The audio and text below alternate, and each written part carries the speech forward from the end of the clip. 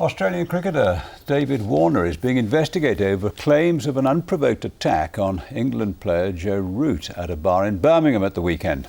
The English Cricket Board confirmed Warner had been involved in an unprovoked physical attack on an England player following England's 48-run win over Australia.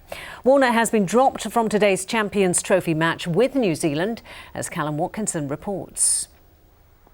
Australia began their match against New Zealand at Edgbaston today with their captain injured and their star opening batsman benched in disgrace.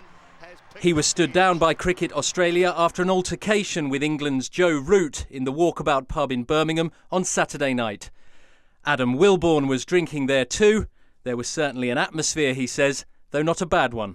David Warner, I saw him at the bar ordering some drinks, and I know the girl who was serving in the VIP, and she said he was having a good time and tipping her and things like that. Certainly there didn't seem to be any signs whilst I was there of any anger between the England or the Australian players, or certainly between Warner and any English player.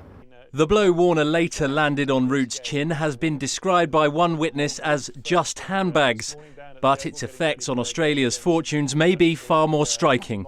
Already managing without captain Michael Clarke because of an injury, Australia got off to a pretty shaky start here, losing 2 wickets in the first 4 overs. The question is, how much difference would Walkabout Warner have made had he not been sitting this one out? Potentially Warner's one of the most destructive batsmen in the game. He's one of our best players, and when you look at Australia's batting, they need him to come off at least a couple of times in the series if they're to have any chance. So if he's not around, that's going to be a blow.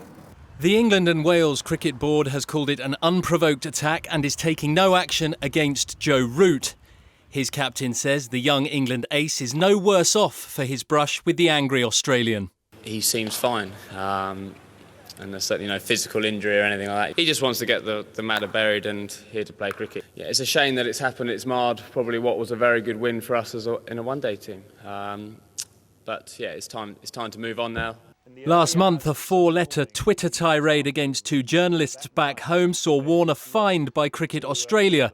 They are now investigating his latest off-the-field antics and could well send him home, leaving his teammates to face England in the Ashes next month without him. Callum Watkinson, ITV News at Edgbaston.